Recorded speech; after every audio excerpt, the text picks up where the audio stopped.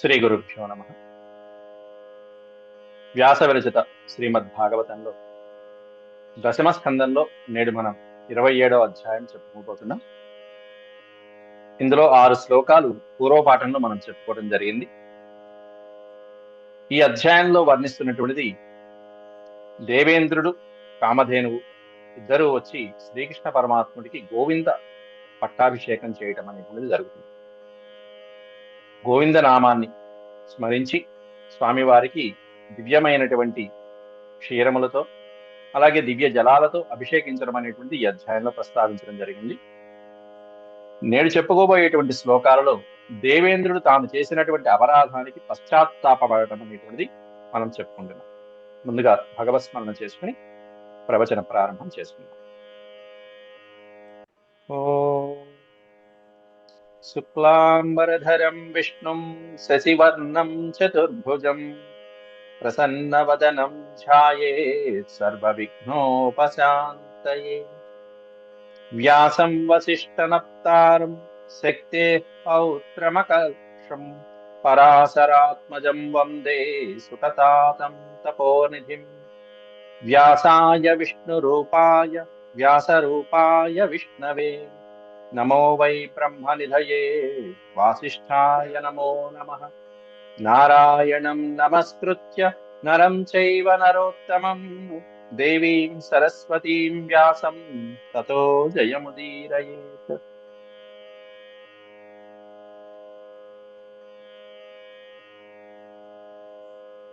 ఏడు శ్లోకాల వరకు నిన్నటి పాఠంలో చెప్పుకున్నామండి. సత్వం మమైశ్వర్యమదప్లుతస్య కృతాగసస్తే విదుష ప్రభావం క్షంతుం ప్రబోధార్హసి మూఢచేతసో మైవం పునర్భూన్మతిరీష మే సతి. సత్వం మమైశ్వర్యమదప్లుతస్య, నా అహంకారం అంతా కూడా చేసినటువంటి అహంకారంతో చేసినటువంటి అపరాధాన్ని క్షమించండి మహాప్రభు అని వేడుకుంటున్నాడు కృష్ణ పరమాత్ముని దేవేంద్రుడు. సత్వం, త్వం అంటే నీవు, అటువంటి నీవు, ఎటువంటి నీవు అనేటువంటి పైన చెప్పాడు 5 శ్లోకాలు. మమ ఐశ్వర్య మద ప్లుతస్య, ఐశ్వర్యం అనేటువంటి మదంతో, అధికారం అనేటువంటి మదంతో ప్లుత తడపబడినటువంటి, సంప్రోక్షణ చేసినట్టుగా. ప్లుతం అంటే తడపబడిన, నా శరీరం అంతా ఐశ్వర్యం అనే మదంతో తడపబడి ఉంది. అట్లాంటి మదమెక్కినటువంటి నేను, శారీరక మదం కాదు అక్కడ, ఐశ్వర్య మదం, అధికార మదం, నేనే త్రిలోకాధిపతిని అనేటువంటి ఆ మదంలో, అధికార గర్వంలో ఉన్నటువంటి నన్ను, పైగా ఇంకోటి కృతాగసస్తే విదుష ప్రభావం. కృత ఆగస, ఆగస అనే పదానికి అర్థం అపరాధం. కృత ఆగస, నీ పట్ల అపరాధం చేసినటువంటి వాడిని నేను. అవిదుష, విదుష అంటే పండితుడు, అవిదుష మూర్ఖుణ్ణి. మూఢచేతస, అట్లాంటి మూర్ఖ మనస్తత్వం కలిగినటువంటి నన్ను క్షంతుమర్హసి ప్రభో, క్షంతుం ప్రబోధార్హసి అధ ప్రభో క్షంతుమర్హసి. నువ్వు ప్రభువి, నువ్వు ఈశ్వరుడివి, నీవే ఇంద్రుడివి, నీవే బ్రహ్మవి, నీవే శ్రీమన్నారాయణ. కాబట్టి క్షంతుమర్హసి ప్రభో, హే ప్రభో, నా అపరాధాలని, ఈ మూర్ఖుడు చేసినటువంటి తప్పులని క్షంతుమర్హసి, ఎట్లా క్షమించాలి? మైవం పునర్భూన్మతిరీష మే సతి. మా, మైవం అనే పదాన్ని విడదీస్తే మా ఏవం, ఏవం అంటే ఈ విధంగా మళ్ళీ ఈ అపరాధం మళ్ళీ పునరుక్తి కాకుండా నన్ను క్షమించు. పునర్భూన్మతిరీష మే సతి. పునర్హ అంటే మళ్ళీ, ఈ తప్పు మళ్ళీ నా జీవితంలో పొరపాటును కూడా చేయకుండా, ఏవం ఏవం విధం, ఏవం విధం అపరాధం, ఇట్లాంటి అపరాధం మళ్ళీ చేయకుండా నన్ను క్షమించు స్వామి. పునర్భూన్మతిరీష మే సతి. మనం ఏ గుడికో, ఏ తీర్థక్షేత్రాలకో, ఏ గంగా స్నానానికో వెళ్ళినప్పుడల్లా ఇలా దండం పెట్టుకుంటూ ఉంటాం, నా దోషాలన్నీ పోవాలి, కొత్త దోషాలు చేయకుండా ఉండాలి, గంగలో మునుగుతాం, చక్కగా పాపాలన్నీ తొలగిస్తుంది ఆ తల్లి. కానీ మనం మళ్ళీ వచ్చిన తర్వాత తెలుసో తెలియకో అపరాధాలు చేస్తూనే ఉంటాం. తెలియక చేసిన అపరాధాలకి మనం ఏం చేయలేం, స్వామికి నమస్కారం చేసుకుంటాం, శిక్ష పడేది పడుతూ ఉంటుంది. తెలిసి చేసినటువంటి తప్పులు కూడా మనం జాగ్రత్త పడుతూ ఉండాలి. ఇట్లా అందుకే పునర్మతిరీష అంటే నా బుద్ధి మళ్ళీ పొరపాటును కూడా ఇటువంటి అహంకారపూరితమైనటువంటి అపరాధాల వైపు వెళ్ళకుండా క్షమించు స్వామి, నా బుద్ధిని మరల్చు స్వామి అని వేడుకుంటున్నాడు అక్కడ. తెలిసి చేస్తే ఇంకా అపరాధమే, తప్పే కాబట్టి. తెలియకుండా కొన్ని వెళ్తూ ఉంటాయి, తెలిసి కూడా వెళ్తూ ఉంటాయి, కానీ వాటిని మనం అదుపు చేసుకుంటూ ఉండాలి. ప్రయత్నంతో, భగవంతుడి మీద శ్రద్ధతో, భగవంతుడి మీద ఆసక్తితో, భగవంతుడికి శరణు వేడుకుంటూ వాటి నుంచి మనం మనసుని అలా నిగ్రహించుకుంటూ ఉండాలి. తవావతారోయమధోక్షజేహ స్వయం హరాణామురుభార జన్మనాం చమూపతీనామభవాయ దేవ భవాయ యుష్మచ్చరణానువర్తినాం భవాయ యుష్మచ్చరణ అనువర్తినాం తవావతారోయమధోక్షజేహ. తవ అవతారః అయం అధోక్షజః ఇహ. ఈ పదాన్ని మొత్తం అంతా దీర్ఘ సమాసంగా ఇచ్చారు. విడదీస్తే తవ అవతారః, నీ అవతారం, ఈ ఎత్తినటువంటి కృష్ణావతారం ఏదైతే ఉందో, హే అధోక్షజ. అధోక్షజ అనే పదానికి అర్థం ఇంద్రియాల్ని నిగ్రహించినటువంటి వాడు, ఇంద్రియాల్ని అధఃకరించినటువంటి వాడు అధోక్షజ, ఇంద్రియ నిగ్రహం కలిగినటువంటి వాడు. అయం అవతారః అధోక్షజ, హే కృష్ణ, ఈ నీ అవతారం ఏదైతే ఉంటుందో, ఇహ ఈ లోకంలో, ఈ భూలోకంలో దేనికోసం ఎత్తాడు? కృష్ణావతారంలో ఉన్నటువంటి పరమార్థం మొట్టమొదటిలోనే చెప్పారు, భూభారం తగ్గించడం. ఈ సమస్తమైనటువంటి దానవుల వలన, రాజుల వలన, భయంకరమైనటువంటి అతి బలాలు కలిగినటువంటి ఈ రాజుల వలన భూభారం ఎక్కువైపోతే భూమాత విష్ణుమూర్తిని ప్రార్థిస్తే కృష్ణావతారంలో వచ్చి భూభారాన్ని తగ్గించబోతున్నాడు. స్వయం భరాణామురుభార జన్మనాం, ఉరుభార జన్మనాం, స్వయంగా వచ్చి నీవు ఈ భూమి యొక్క భారాన్ని తగ్గించడానికి నీ జన్మ వచ్చినటువంటి ఈ జన్మ చమూపతీనామ భవాయ దేవ. మళ్ళీ జనన మరణాలతో సముద్రంలో అలా కొట్టుమిట్టాడుతూ ఉండేటువంటి అనేక మంది రాజులు ఎవరైతే ఉంటారో, చమూపతీనాం, చము అంటే సైన్యము అని అర్థం. చమూపతులు అంటే సైన్యముని ఎక్కువ మంది సైన్యానికి అధిపతి అయినటువంటి వాళ్ళు ఎవరైతే ఉంటారో వాళ్ళు చమూపతులు.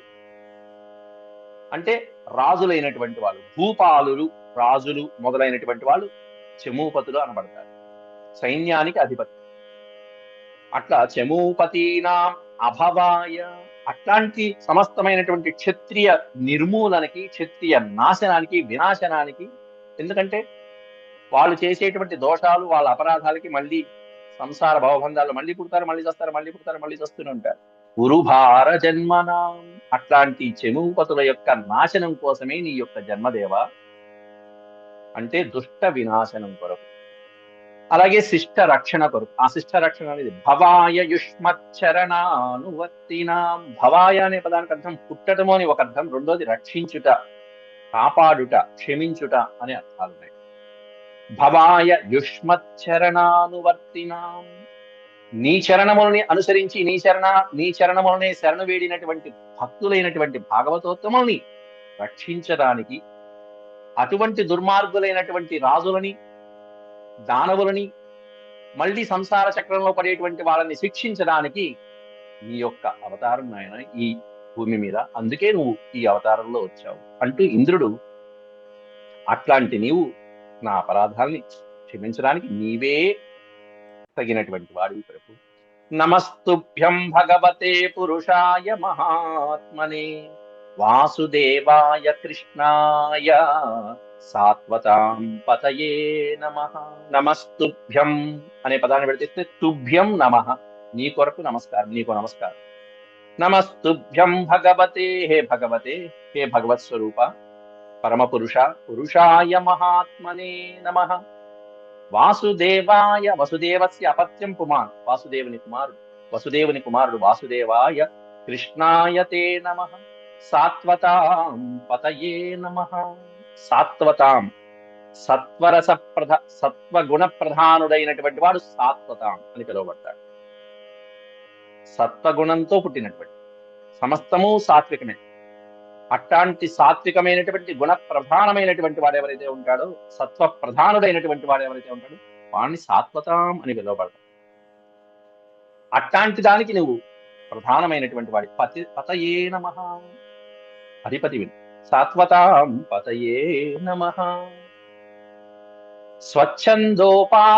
దేహాయ స్వచ్ఛందోపాత్తదేహాయ విశుద్ధ జ్ఞానమూర్తయే సర్వస్మై సర్వబీజాయ సర్వభూతాత్మనే నమః. సర్వభూతాత్మనే నమః. స్వచ్ఛందోపాత్త దేహాయ విడతీస్తే స్వచ్ఛంద ఉపాత్త దేహాయ అంటే నీకు ఏ రూపం కావాలనుకుంటే ఆ రూపాన్ని స్వేచ్ఛగా పొందగలిగినటువంటి సామర్థ్యం ఉన్నటువంటి వాడి శక్తి ప్రదాతం. స్వచ్ఛంద ఉపాత్త దేహాయ అట్లాంటి యథేచ్ఛగా అవతారాన్ని నువ్వు ఆ గుణాలని బట్టి అక్కడ అవతార లక్షణాలను బట్టి అక్కడ ప్రయోజనాన్ని బట్టి నీకు ఏ రూపం ధరించవలనంటే ఆ రూపాన్ని ధరించేటువంటి సామర్థ్యం కలిగినటువంటి దేహం కలిగిన వాడిని. ఉపాత్త దేహాయ విశుద్ధ జ్ఞానమూర్తయే విశుద్ధ జ్ఞానమూర్తయే జ్ఞానస్వరూపుడైనటువంటి వాడివి నీవు. అలాంటి సర్వస్వరూపుడివి జ్ఞానస్వరూపుడివి అయినటువంటి శుద్ధ జ్ఞానైక అంటూ మనం చదువుకుంటూ ఉంటాం సహస్రనామాలు. అట్ట విశుద్ధ జ్ఞానమూర్తయే సర్వస్మై సర్వబీజాయ సర్వస్మై సర్వబీజాయ మొత్తం విశ్వాల్లో ఉన్నటువంటి సృష్టికి జగత్తుకి అంతటికి మూలకారకుడైనటువంటి ప్రధాన పురుషుడివి నీవే. సర్వస్మై అంతటికి నీవే ప్రధాన పురుషుడు. సర్వ బీజాయ బీజము అంటే తెలిసిందే సీడ్ మార్క్ విత్తనం. ఏమిటి అది సర్వబీజాయ అంటే విశ్వంలో జగదుత్పత్తి లయలకి కారణభూతుడైనటువంటి స్వామి ఎవరైతే ఉంటారో అటువంటి వాడివి. సర్వభూత ఆత్మనే నమః. సమస్త ప్రాణికోటిలో ఉండేటువంటి ఆత్మనే అంతరాత్మలో ఉండేటువంటి పరమాత్మవి. సజ్జనులు ఎప్పుడు కూడా వారి యొక్క ఆత్మలలోనే నిన్ను చూసుకుంటూ ఉంటారు. అందువలన భూతాత్మని అని చెప్తారు. సత్పురుషులైన వాళ్ళు సజ్జనులైన వాళ్ళు యోగులైనటువంటి వాళ్ళు ఎక్కడో చూసుకోరు భగవంతుణ్ణి, వారి యొక్క ఆత్మలలోనే నీ యొక్క దర్శనం చేసుకుంటూ ఉంటారు. కాబట్టి సర్వభూతాత్మనే నమః.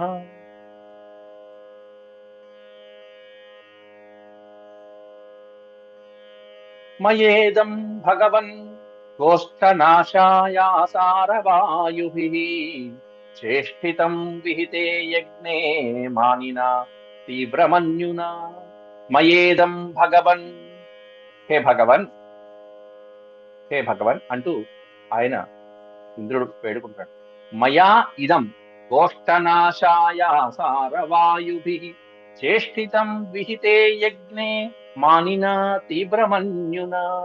నా కోసం యజ్ఞం చేయలేదు, ఇంద్రయాగం కాకుండా వేరే యాగం చేశారు, గోవర్ధనగిరి యాగం చేశారు, గోవుల్ని పూజించారు, బ్రాహ్మణుల్ని పూజించారు అనేటువంటి తీవ్ర మన్యున తీవ్ర కోపంతో, మన్యు అంటే కోపం, విపరీతమైనటువంటి క్రోధంలో చేసినటువంటి అపరాధం ఆయన క్షమించు. మయేదం భగవాన్ గోష్ఠనాశాయ సారవాయుభిః. గోష్ఠనాశాయ మొత్తం సమస్తమైనటువంటి గోకులాన్ని బృందావనాన్ని నాశనం చేయడం కోసం అని చెప్పేసి నాకు యజ్ఞం చేయలేదు కదా, మిమ్మల్ని నాశనం చేస్తాననేటువంటి ఉద్దేశంతో ఆసార వాయుభిః. ఆసారము అంటే విపరీతంగా కురిసేటువంటి వర్షధారలు, విపరీతంగా వస్తున్నటువంటి వాయువులతో, ప్రచండమైనటువంటి వాయువులతో, వర్షధారలతో చేష్టితం విహతే యజ్ఞే.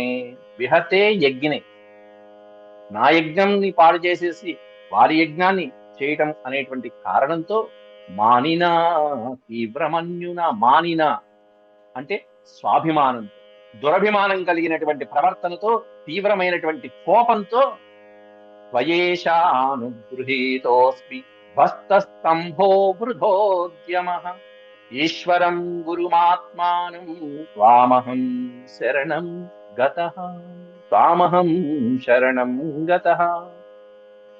అట్లాంటి కోపంతో చేసినటువంటి పాపిష్టి పని, వెధవ పని, ఎంత తప్పుడు పని. సమస్తమైనటువంటి గోకులాన్ని, గోవులని, బ్రాహ్మణుల్ని, యాదవుల్ని అందరినీ నాశనం చేద్దామని సంకల్పించినటువంటి ఆ తప్పుడు పని త్వయ ఈశానుగృహీతోస్మి. త్వయేషానుగృహీతోస్మి హస్తస్తంభః వృధోద్యమః. ఉద్యమము అంటే ప్రయత్నం, వృధా ఉద్యమః. చివరికి ఏమైంది? నా ప్రయత్నం అంతా వృధా అయిపోయింది, బూడిదలో పోసిన పన్నీరే. ఎప్పుడైతే వృధా అయిపోయిందో, వర్షధారలు ఏమీ చేయలేకపోయిందో, బృందావనాన్ని ఏమీ చేయలేకపోయిందో, నా అహంకారం అంతా ఏమైపోయింది? హస్తస్తంభ. స్తంభము అంటే అహంకారం, గర్వము, అవినయం, అదంతా కూడా ధ్వస్త. మొత్తం అంతా నా గర్వమంతా కూడా భంగం కలిగింది. గర్వభంగం కలిగింది, ప్రయత్న భంగము కలిగింది. నా ప్రయత్న భంగం కలిగింది, నా గర్వమంతా పోయింది. అప్పుడేం తెలిసింది? ఈశ్వరం గురుమాత్మానం. కాబట్టి నాకు నీవే ఈశ్వరుడివి, నేను దేవతలకి ఇంద్రుణ్ణైతే నువ్వు నాకు ఇంద్రుడివి అనేటువంటి విషయం నేను తెలుసుకున్నాను. ఈశ్వరం గురుమాత్మానం, ఆత్మానం గురువు, నువ్వు నాకంటే పెద్దవాడివి, నాకంటే గురువువి, గురుస్థానంలో వాడివి, ఈశ్వరుడివి, నాకు ప్రభువివి అనేటువంటి జ్ఞానోదయం అప్పుడు కలిగింది. త్వయేషానుగృహీతోస్మి, కాబట్టి త్వయా అనుగృహీతో అస్మి, కాబట్టి నా అపరాధాల్ని అనుగ్రహించి నన్ను ఆ అపరాధాలని క్షమించి అనుగ్రహించు స్వామి. త్వామహం శరణం గతః, త్వామహం శరణం గతః, నిన్నే నేను శరణు వేడుతున్నాను, నిన్నే నేను శరణు వేడుకుంటున్నాను, కాబట్టి రక్షించు స్వామి అని శరణు వేడుకుంటున్నాను. ఎప్పుడైతే శరణు వేడారో అట్లాంటి వాళ్ళని, ఎట్లాంటి వాళ్ళనైనా సరే కాపాడదానని చెప్పి రామకృష్ణావతారాలు రెండు కూడా ప్రతిజ్ఞ చేసినటువంటి వాళ్ళు. ఎట్లాంటి వాళ్ళైనా సరే అభయం సర్వభూతేభ్యో దదామ్యేతత్ వ్రతం మమ, అది వాళ్ళ యొక్క ప్రతిజ్ఞ. త్వామహం శరణం గతః అని శరణు వేడుతున్నాడు ఇప్పుడు ఇంద్రుడు. ఈ విధంగా శరణు వేడేటప్పటికీ 10 శ్లోకాలలో సుఖయోగేంద్రుల వారు పరీక్షిత్ మహారాజుకి బోధిస్తూ, ఏవం సంకీర్తితః కృష్ణో మఘోనా భగవానముం మేఘ గంభీరయా వాచ ప్రహసన్నిదమబ్రవీత్. ఏవం సంకీర్తిత కృష్ణ, ఈ విధంగా ఇంద్రుడి చేత మఘోన అని చెప్పారు. మఘోన అంటే ఇంద్రుని చేత, ఇంద్రుని చేత ఈ విధంగా శ్రీకృష్ణ పరమాత్ముడు సంకీర్తన చేయబడగా, అంటే స్తుతించబడగా, ప్రార్థించబడగా, అముం భగవాన్, ఈ శ్రీకృష్ణ పరమాత్ముడు మేఘ గంభీరయా వాచ, మేఘం లాంటి గంభీరమైనటువంటి వచనాలతో, 7 ఏళ్ల పిల్లవాడికి గంభీరమైనటువంటి వచనాల పరమాత్ముడు, ఎంత చక్కగా ఉంటుంది ఆ మాటలు, ఆ పాటలు, ఆయన నోటి నుంచి వచ్చేటువంటి మధురమైనటువంటి పాటలు. కానీ ఇక్కడ మాట్లాడేటువంటి సమయంలో ఇంద్రుడైనా సరే అపరాధాన్ని క్షమించేటువంటి ఆ అధికారి స్థాయిలోనే ఆయన యొక్క స్వరాన్ని మార్చగలడు. మేఘ గంభీరయా వాచ ప్రహసన్నిదమబ్రవీత్. ప్రహసన్ అంటే ఓ చిరునవ్వు నవ్వుతో అంటున్నాడు. చిరునవ్వు వచ్చేసింది. ఎప్పుడైతే అతని యొక్క అహంకారం తగ్గిపోయిందో చిరునవ్వు వచ్చేది. అంటే కోపమంతా పోయింది. కోపం పోవటానికే కామధేనుని కూడా తెచ్చుకున్నాడని మనం చెప్పుకున్నాం. బ్రహ్మదేవుడి యొక్క ఆజ్ఞతో వచ్చారు కామధేనువు, ఇంద్రుడు ఇద్దరు కలిసి వచ్చారు ఒక రకంగా. ఎప్పుడైతే కామధేనువుని చూడంగానే, ఆ గోవుల్ని చూడంగానే గోవిందుడికి వాత్సల్యం కలుగుతుంటుంది, కోపమంతా పోతుంది ఎప్పుడు కూడా. ప్రహసన్ ఇదమబ్రవీత్, అందువల్ల చిరునవ్వుతో కోపమంతా పోగొట్టు, బిడ్డలాంటి వాడే. శ్రీ భగవానువాచ, శ్రీకృష్ణ పరమాత్ముడు చెప్తున్నాడు ఇంద్రుడితో, మయా తే కారిమఘవన్ మకభంగోనుగృహ్ణత మదనుస్మృతయే నిత్యం మత్తస్యేంద్రస్త్రియా భృశం. మయా తే కారిమఘవన్ మకభంగోనుగృహ్ణత మదనుస్మృతయే నిత్యం మత్తస్యేంద్రస్త్రియా భృశం. మయా తే అకారి మఘవన్, హే మఘవన్. ఇక్కడ మఘోన అంటే తృతీయ విభక్తి, ఇంద్రుడి చేత. మఘవన్ ప్రథమా విభక్తి, ఏకవచనం. హే మఘవన్ అంటే మేఘవాహన అంటూ ఇంద్రుడికి సంబోధన. మయా తే అకారి, తే అకారి, నా చేతే చేయబడిందయ్యా. ఆ ఏమిటది అంటే మఖభంగ. మఖభంగం అంటే ఇంద్రయాగము అనేటువంటిది చెయ్యొద్దు ఇక నుంచి, కాబట్టి ఈ యాగం చేయండి, గోవర్ధనగిరి యాగం చేయండి అని చెప్పి నా చేతే, పెద్దల చేత ఆ విధంగా సూచించబడింది. కేవలం దేనికోసం అంటే నీ మీద కక్షతో కాదు, తే అనుగృహ్ణత, నిన్ను అనుగ్రహించడానికి, శిక్షించడానికి కాదు, అనుగ్రహించడానికి అని చెప్తున్నారు పరమాత్ముడే స్వయంగా. మఖభంగోనుగృహ్ణత, భంగం, ఇంద్రయాగ భంగం అనేటువంటి ఆ క్రియ చేత నిన్ను అనుగ్రహించడం జరిగిందయ్యా, శిక్షించడం కాదు. మదనుస్మృతయే, మత్ అనుస్మృతయే నిత్యం మత్తస్యేంద్రశ్రియా భృశం. మత్త అనే పదానికి ఇక్కడ అర్థం మదించినటువంటి అని అర్థం. మత్త, మత్త అంటే నా నుండి అని ఒక అర్థం ఉంది, వేరొక అర్థం. ఇక్కడ మత్త అంటే మదించిన, పొగరెక్కినటువంటి. ఏం పొగరెక్కినటువంటి అంటే ఇంద్రశ్రియా మత్త, ధనమదము, ఐశ్వర్యమదము, అధికార మదము ఉన్నదనేటువంటి మదించినటువంటి వాళ్ళకి తప్పకుండా తప్పకుండా. భృశం మదనుస్మృతయే. అట్లాంటి వాళ్ళకి భగవంతుడు గుర్తొస్తాడా? ఐశ్వర్య మదము, అధికార మదము ఉన్నటువంటి వాడికి మత్ అనుస్మృతయే. భగవంతుడు గుర్తురాడు, కానీ భగవంతుడు గుర్తు చేస్తాడు. ఈ ఐశ్వర్యాన్ని కాస్త తొలగించుకున్నాడు. ఈ ఐశ్వర్య అహంకారం నుంచి కొంచెం పదవి నుంచి కొంచెం పక్కకి తప్పించి మత్ అనుస్మృతయే, మర్చిపోయినటువంటి పరమాత్మని గుర్తు చేస్తాడు భగవంతుడు. అప్పుడు గుర్తొచ్చి వెంటనే గుడికొచ్చి స్వామి అపరాధం అయిపోయిందంటూ ప్రతి వాళ్ళు దండం పెట్టుకుంటారు. ఆ హుండీలో కానుకలు వేసేస్తూ ఉంటారు తిరుపతి పట్ల. తప్పులైపోయి మదనుస్మృతయే నిత్యం మత్తస్యేంద్రశ్రియాభృశం. దాని కంటిన్యూషన్ శ్లోకం. మామైశ్వర్య శ్రీమదాంధో దండపాణిం న పశ్యతి. మాం ఐశ్వర్య శ్రీమదాంధ. ఐశ్వర్య స్త్రీ సంపదలు, మదాంధ అట్లా సంపదలు ఉన్నాయనేటువంటి మదంతో అంధుడైపోయినటువంటి వాళ్ళు ఎవరైతే ఉంటారో, అంధుడు అంటే గుడ్డివాడు. వీడు ఎట్లాంటి గుడ్డివాడు? సామాన్యంగా కళ్ళు లేక గుడ్డివాడు కాదు, ఐశ్వర్యం అనేటువంటి పొరలు కప్పేసినటువంటి గుడ్డివాడు.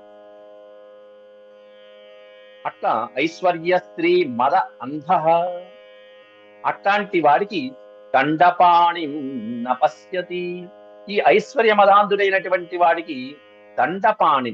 దండపాణి అంటే చేతియందు దండం పట్టుకుని శిక్షించేటువంటి పెద్దలు ఎవరైతే ఉంటారో, గురువులు ఎవరైతే ఉంటారో, ఆచార్యులు ఎవరైతే ఉంటారో, నిన్న మనం చెప్పుకున్నాం బాలయేద్ బహవోదో.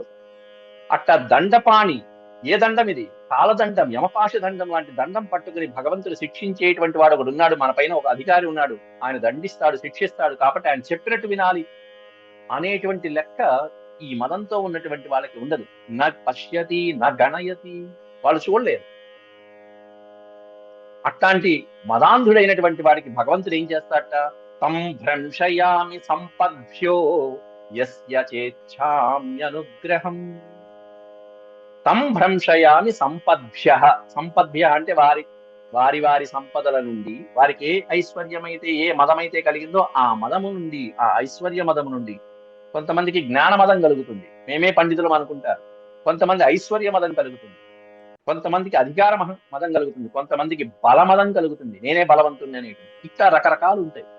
అట్లాంటి వాళ్ళందరికీ కూడా వాళ్ళ యొక్క సంపద ఏదైతే ఉంటుందో, వాళ్ళు దేన్ని చూసుకుని అహంకార పడుతున్నారో ఆ సంపద నుంచి భ్రంశయామి, వాళ్ళని నేను తొలగిస్తాను కొన్నాడు. దేనికోసం? యస్య చేచ్ఛామ్యనుగ్రహం. యస్య చేచ్ఛామి అనుగ్రహం అంటే ఎవరిని, యస్య అంటే ఎవరినైతే నేను అనుగ్రహింపదలిచానో వాళ్ళకి ఆ సంపద నుంచి నేను తొలగిస్తాను. అనుగ్రహింపదలిస్తే నేను తొలగిస్తాను వాళ్ళకి ఆ సంపద. అనుగ్రహించదలచను, సంపద అలా సాగుతూ ఉంటుంది. వాడికి అధికారం, వాడికి వేయాల్సింది ఒకేసారి బాగా శిక్ష అనేటువంటి పడుతుంది కాలానుగుణంగా.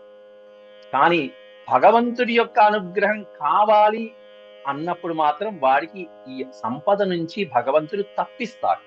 అది గుర్తుపెట్టుకోండి. అంటే ఇంతవరకు మనం ఐశ్వర్యం అనుభవించాం, ఒక్కసారి వ్యాపారమో లేకపోతే ఉద్యోగమో సడన్ గా ఒక్కసారిగా ఆ సంపద తగ్గిపోయింది అంటే కారణం ఏమిటి అంటే, మనం అయ్యో ఇదేమైపోయింది ఏమైపోయింది అనుకోక కదా. భగవంతుడు నీకు ఏదో నేర్పించాలనుకుంటున్నాడు, ఏదో చెప్పాలనుకుంటున్నాడు, ఏదో అనుగ్రహ రూపంలో ఇవ్వాలనుకుంటున్నాడు అని మనం అర్థం చేసుకోవాలి. అందువల్ల యస్య చేచ్ఛామ్యనుగ్రహం, యస్య చేత్ ఇచ్ఛాం అనుగ్రహం. ఇచ్ఛామి అనుగ్రహం అంటున్నాడు అక్కడ. ఇచ్ఛామి అంటే కోరుకుంటున్నాను. ఎవరికైతే అనుగ్రహింపదలిచానో, నేను ఎవరినైతే అనుగ్రహింపదలిచానో వాళ్ళ సంపదలు నేను తీసేస్తాను. అయితే ఇక్కడ ఇంద్రుడికి దేని వల్ల వచ్చింది? త్రిలోకాధిపతి అనేటువంటి అహంకారం. అట్లాంటి అధికారాన్ని పోని ఇప్పుడు కృష్ణ పరమాత్ముడు ఏమన్నా తీసేశాడా అండి? ఉద్యోగం నుంచి తీసేశాడా? ఇంద్ర పదవి నుంచి తొలగించాడా? లేదే. ఇంద్ర పదవి అలాగే ఉంచాడు. అహంకారం నుంచి ముందు తప్పించాడు. ముందు మాటలతో చెప్పి చూస్తున్నాడు ముందు ఈ బిడ్డకి. తన కుమారుడే, తాను పెట్టినటువంటి వాడు. ఇంద్ర పదవి నుంచి ఒకసారి తొలగించిన తర్వాత తానే నియమించినటువంటి అతన్ని తాను తొలగించడం వలన ఆ అపఖ్యాతి, అపకీర్తి ఎవరికి కలుగుతుంది? పెట్టినటువంటి యజమానికే కదా ఆ దోషం. అది ఆలోచించుకుని మరొక అవకాశం ఇవ్వటం కోసం అని చెప్పేసి ఇంకో అవకాశం ఇచ్చి చూస్తున్నాడు ఇక్కడ శ్రీకృష్ణ పరమాత్ముడు ఇంద్రుడి. కాబట్టి ఈ విధంగా చెప్పి, ఇట్లా నేను అనుగ్రహింపదలిచాను, అట్లాంటి వాళ్ళకి నేను ఈ ఐశ్వర్యాన్ని తొలగిస్తాను. ఆ విధంగా నీ ఐశ్వర్యం ఏంటంటే యాగాలు చేస్తున్నారు, యజ్ఞాలు చేస్తున్నారు, ఆ సంపదంతా నాకే కదా అని నువ్వు అనుకున్నావు, విర్రవీగావు. యజ్ఞం కాదు, గోవర్ధనగిరిని చూపించాను. గోవర్ధనగిరి కాదు, గోవుల్లో చూపించాను. గోవుల్లో కాదు, బ్రాహ్మణుల్లో చూపించాను. సర్వము అంతా కూడా, అంటే ప్రతి స్థావర జంగమాలలో అంతా కూడా భగవంతుడు ఉన్నాడని నిరూపించాడు అక్కడ పరమాత్ముడు. ఇంద్రుడికి గర్వభంగం కలిగి జ్ఞానోదయం కలిగి ఇప్పుడు చెప్తున్నాడు స్వామి, గమ్యతాం శక్రభద్రం వక్రియతాం మేనుశాసనం స్థీయతాం స్వాధికారేషు యుక్తైర్వః స్తంభవర్జితై. స్తంభము అంటే ఆ గర్వము మొదలైనటువంటి అహంకారాదులు ఏవైతే ఉన్నాయో అవన్నీ వర్జితై, విడిచిపెట్టబడిన వాడవై, ఆ గర్వ అహంకారాదుల్ని అన్ని విడిచిపెట్టబడిన వాడవై, గమ్యతాం శక్ర అంటే ఇంద్రుడు అన.